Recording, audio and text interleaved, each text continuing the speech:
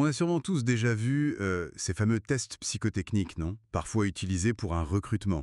Oui, avec des énigmes logiques, des suites de chiffres. Exactement. Et derrière ça, il y a souvent un concept mathématique assez clé, les suites numériques. Hmm. Alors aujourd'hui, on va se plonger dans un document de cours pour décortiquer un peu ça, comprendre ce que c'est, comment on les construit. Et on va regarder un type bien précis, c'est ça, les suites arithmétiques. C'est ça. Allez, on se lance dans cette analyse.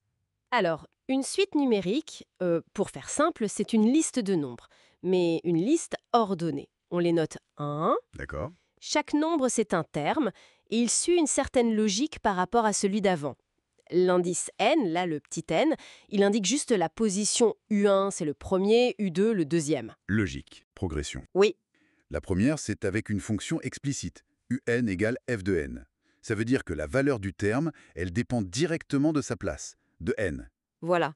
Si on veut le dixième terme, on calcule f de 10. Par exemple, dans les tests cités, on avait un égale 72n pour le test 2 ou un égale racine de n pour le test 4. On calcule direct avec n. C'est ça. Et l'autre méthode, c'est la définition par récurrence. Là, c'est un peu différent. Ah oui, On ne calcule pas un directement, mais on calcule un plus 1 en utilisant un, le terme juste avant. d'accord.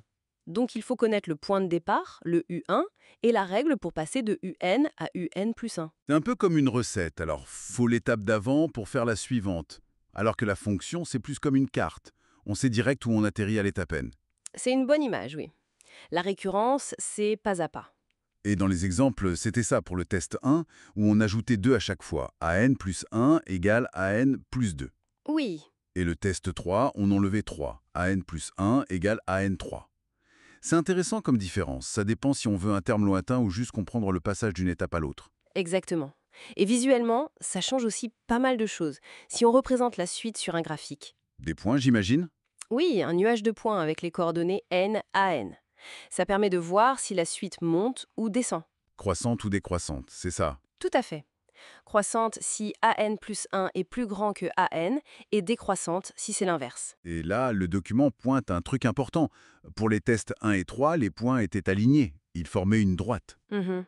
Alors que pour les tests 2 et 4, pas du tout, ça faisait plutôt des courbes. Et ça, ce n'est pas un hasard.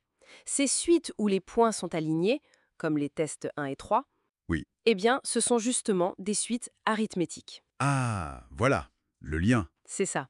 Les tests 2 et 4, eux, ne le sont pas. Pourquoi? Parce que l'écart entre deux termes qui se suivent, il n'est pas constant. D'accord. Prenez AU égale racine de n. L'écart entre U2 racine de 2 et U1 racine de 1, c'est environ 0,41, mais entre U3 racine de 3 et U2 racine de 2, c'est environ 0,31. Ça change tout le temps, donc pas une droite. Je vois. Donc les suites arithmétiques, c'est ça la clé de la ligne droite. Exactement.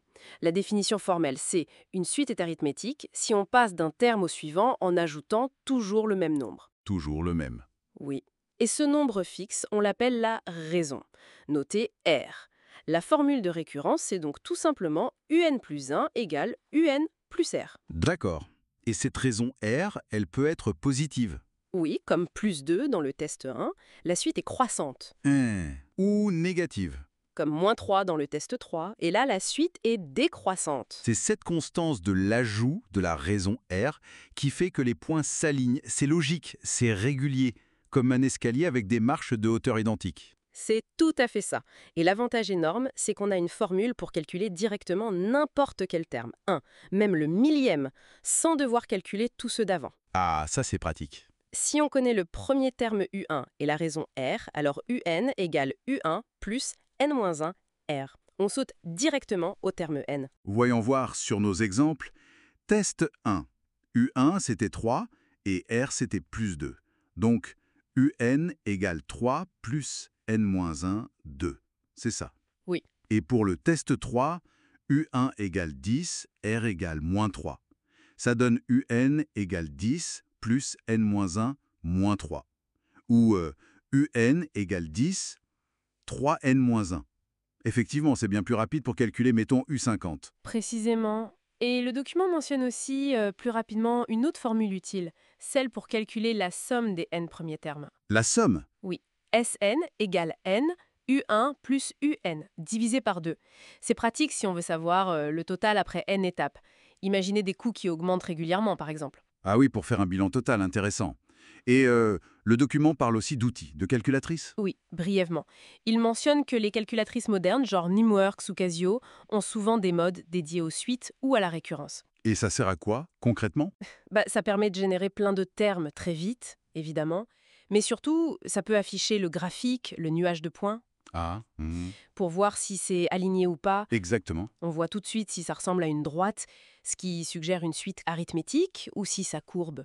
C'est un bon outil pour explorer, vérifier une intuition sur une suite. Pas bête.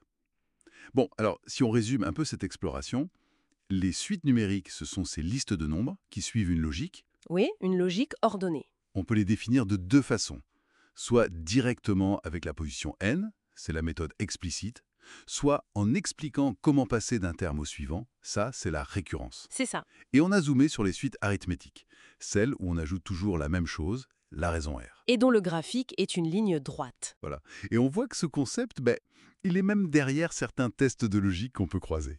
Tout à fait. Et ça ouvre une question intéressante, je trouve. Maintenant qu'on a vu comment identifier ces progressions, ces logiques constantes dans des séries de chiffres, Mhm. on peut se demander où est-ce qu'on pourrait retrouver ça ailleurs? Dans notre environnement, peut-être dans des données économiques, des phénomènes naturels, ou même des tendances sociales. Est-ce qu'on pourrait y chercher ou y observer ce genre de structure séquentielle, de régularité cachée? Ça pourrait peut-être nous aider à mieux comprendre, voire à anticiper certaines choses. Qui sait?